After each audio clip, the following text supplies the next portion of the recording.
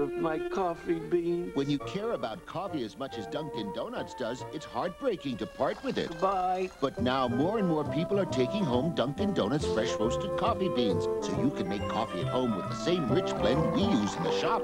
I know you'll be good. What's more, now our coffee beans are at a price you'll feel at home with. 2 pounds for just $6.99. At least you're going to a good home.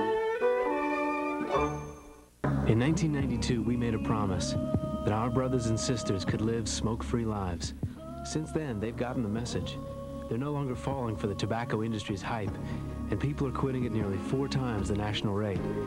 But the tobacco industry hurt us too, and they're spending an estimated $100 million a year to promote smoking in our state. But this battle isn't about money. It's about saving lives. That's why our voices must continue to be heard.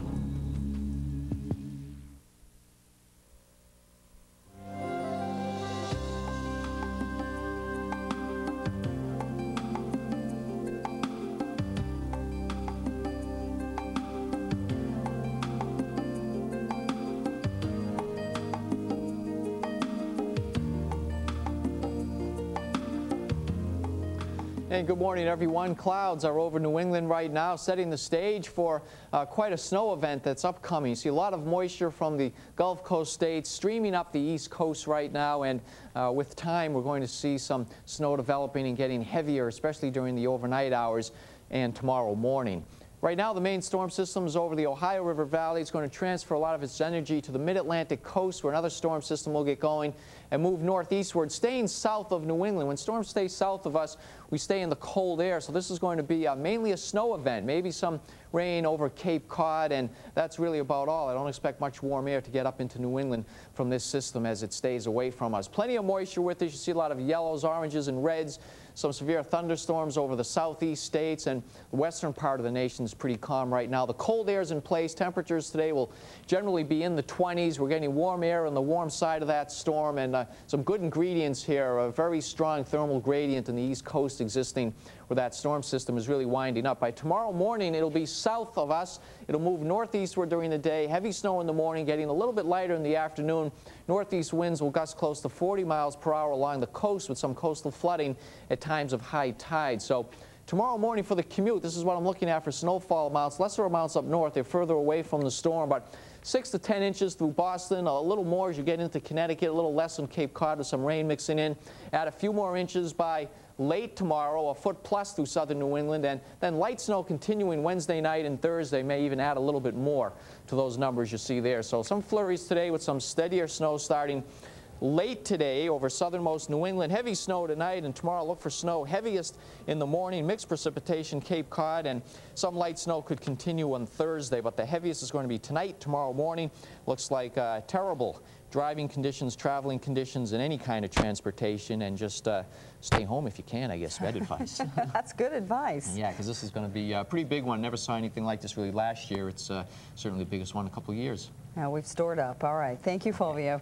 Flying Santas have been spotted at lighthouses in New Hampshire, Maine, Rhode Island, and Massachusetts. Really, it's a tradition spanning nearly 7 decades. And New England cable news reporter Ian Vogel caught up with the jolly old elf on his New Hampshire visit.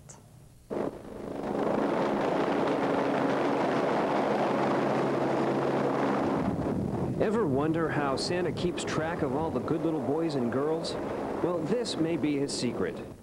Emily, Emily! But on this day, Santa's flying a special route to visit the children of Coast Guard families who take care of New England lighthouses. Santa's made the trip for 66 years, visiting up to 600 children a year. Lighthouse keepers really are a different breed. They need special attention, they've had special attention, and they'll continue to get special attention. Santa, otherwise known as George Morgan, a chef by trade, has been offering that attention for 15 years. If you get a pony, where could you keep it? Could you keep it? Morgan says oftentimes these families are separated during the holidays while husbands or wives are out on sea patrol. It's a feeling grandmother Joan Cove knows all too well. Oh, yes, and I think this is very important for the children to have this extra excitement, especially if the dads happen to be out to sea. The Flying Santa tradition began back in 1929 when a captain named William Winkapaw was flying a cargo run up the eastern seaboard.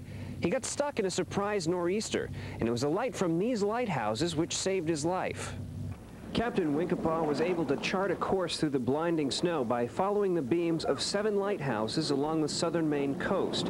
He returned the following Christmas with gifts for the families at the remote beacons. How about a Tonka toy? Would you like that too? Now, the Flying Santa program touches families at more than 30 lighthouses a year. Before the lights became automated, the program reached more than 117 houses. But never, never by reindeer. All the reindeers have to rest till Christmas Eve night. You cannot use them. We've been feeding them, getting their energy stored up. Still, some children would undoubtedly prefer the old ways. I like the reindeer better because Rudolph. I like Rudolph. But toys are still toys, and that's just fine with these kids. As for the Coast Guard... Oh, I definitely keep a list of who's naughty and nice, but most of them are nice. They get more adult treats like coffee and shaving cream.